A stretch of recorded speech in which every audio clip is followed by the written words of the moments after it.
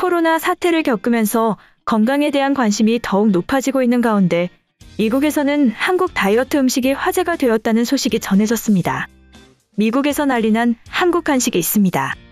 이는 바로 한국에서도 쉽게 볼 수 있는 뻥튀기인데요. 뻥튀기는 한국 과자의 일종으로 옥수수나 밀쌀, 감자 등을 온도와 압력으로 부풀려서 만드는 음식이죠.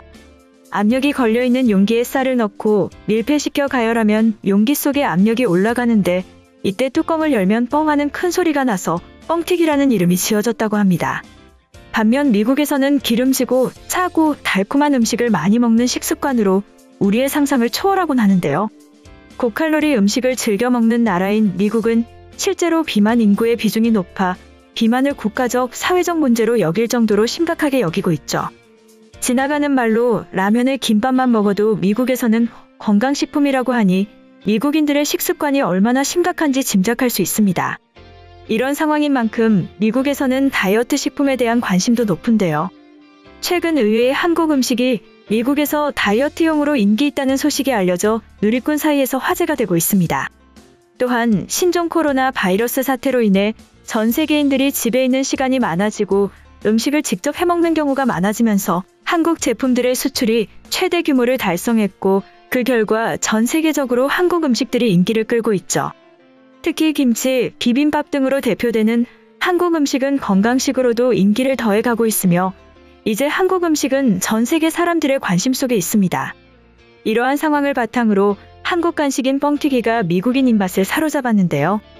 미국에서 킴스 매직 팝이라는 이름으로 출시된 뻥튀기는 현지 대형마켓 등에서 인기리에 판매되고 있습니다.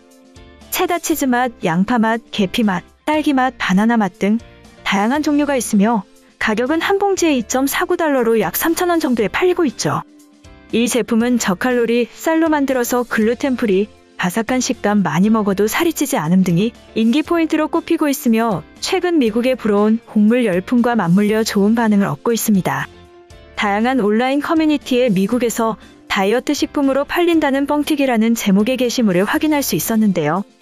해당 게시물에는 현재 미국에서 판매 중인 뻥튀기 상품 사진과 미국인들이 촬영해서 올린 음식 사진 등이 첨부되어 있습니다. 현지에서는 누텔라, 아이스크림, 치즈, 토마토 소스, 생크림, 과일 등을 뻥튀기에 얹어 먹는 방식이 유행하고 있다고 하는데요. 다이어트 식품을 먹는데 그 위에 토핑을 얹는 모양새가 이상할 수도 있지만 이는 제작업체에서도 권장하는 섭취 방식이며 공식 SNS에서는 뻥튀기 요리 레시피 대회를 개최하기도 했습니다. 더불어 뻥튀기를 미국에 출시한 회사가 우리에게도 매우 익숙한 음식의 기업인데요. 지하철을 지나가다 한 번쯤 맡아본 달콤한 냄새, 델리만주를 만든 회사인 델리스가 바로 뻥튀기를 수출한 기업이죠. 델리스는 10여 년 전부터 미국에 진출해 뻥튀기를 만들어 왔고 결국 현지인들의 입맛을 사로잡는 데 성공했습니다. 이 소식을 접한 한국인들은 댓글을 통해 뻥튀기가 미국 음식이랑 매치가 잘 되는 듯 뻥튀기를 접시처럼 쓰네. 솔직히 아이스크림을 뻥튀기에 올리는 생각은 칭찬받아야 한다. 누텔라와 뻥튀기라니 천국의 맛이다. 이번 생에 다이어트는 포기해야 하나요? 이제는 붕어빵이랑 계란빵만 남았다. 나 건강식 좋아했네 등 다양한 반응을 보였습니다. 뻥튀기 사진이 포함된 게시물들은 각종 온라인 커뮤니티에서 25만 건 이상의 조회수를 기록했죠. 다음으로 미군의 기밀문서의 대마도가 한국 땅이라고 밝혀졌다는 소식을 전해드리겠습니다. 일본 정부가 김창룡 경찰청장의 독도 방문을 빌미로 또다시 독도 영유권 분쟁화를 시도하고 있죠. 일본이 터무니없는 독도 영유권을 주장하기 시작한 것은 2차 대전 패전국 일본의 지위를 정의한 샌프란시스코 평화조약 체결 과정의 문구를 일본이 자의적으로 해석한 이후부터입니다. 그런데 대마도를 한국의 성으로 분류한 2차 대전 당시 미국의 기밀 책자가 발견되어 이슈가 되고 있는데요. 대마도는 부산에서 49km, 일본 규슈에서 147km 떨어져 있는 면적 700제곱킬로미터의 섬으로 독도보다 3,700배나 크죠. 대마도를 한국의 섬으로 분류한 책은 2차 세계대전 중 미국 육해군 합동정보조직이 세계 곳곳에서 수행할 미군의 군사작전에 필요한 정보를 담아 발간한 기밀책자 가운데 한 권입니다. 제인스 시리즈 가운데 제75권으로 한국에 관한 내용을 담았으며 2권으로 편철되어 있는 책의 제목은 한국 그리고 대마도와 제주도 포함입니다. 미국 문서관리기록청에서 확보한 제1책의 표지에는 비등록 기밀이라는 문구가 적혀 있죠. 서문에는 이 연구의 목적은 우리가 한국에서 수행할지도 모를 군사작전 계획의 바탕이 될 모든 필요한 구체적인 지형학적 정보를 하나의 출판물로 제공하도록 하기 위한 것이라고 기록되어 있습니다. 책 제목에 이미 대마도가 명시되어 있듯이 781페이지로 구성된 책 전반에 한국의 모든 지형의 대마도가 주요하게 설명되어 있습니다. 책에는 개요, 군사지리, 해안과 상륙지역, 기후, 항구시설 등이 차례로 기술되어 있는데 각 항목별 지도도 매우 정교하게 인쇄되어 있죠.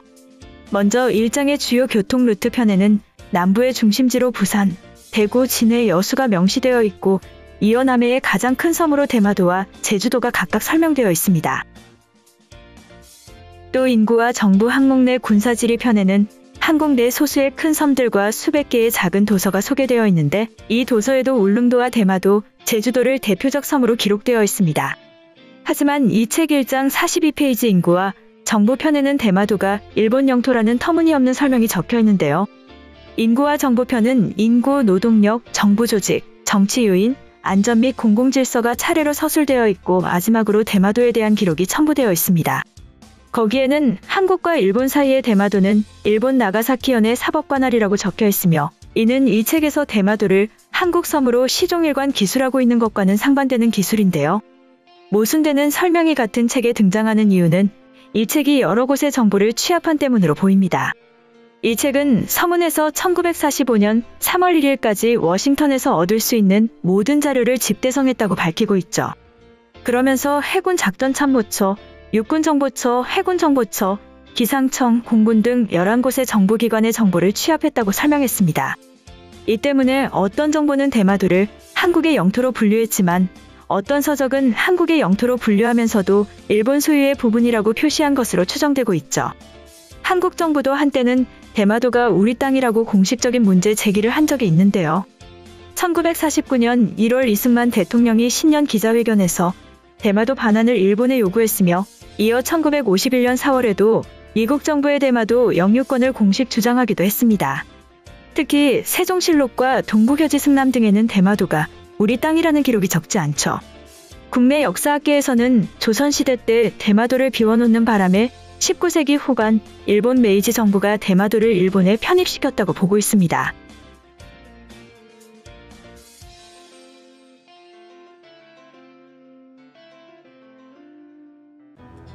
이번 영상은 여기까지고요. 제 영상이 도움이 되셨거나 세계 속 반응 더 보고 싶다 하시는 분들은 구독과 좋아요, 알람 설정까지 부탁드립니다. 다음에 또 봐요. 안녕.